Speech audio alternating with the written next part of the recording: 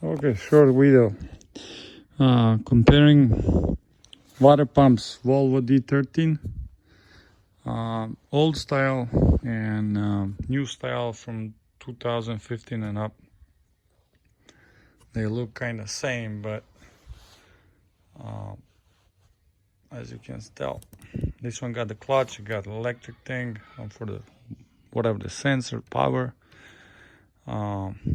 and this one got the old style pulley. So mostly on 2015 and newer, it takes this one, and this is the older ones. Okay, just to help you realize what's the difference, you know. It's a whip hole, you know, like if the pump starts going bad, it's in this spot here.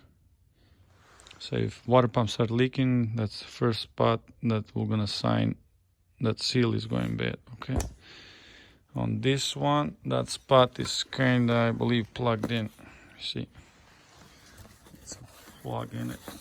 Okay, so those are the only differences, and the biggest one is clutch.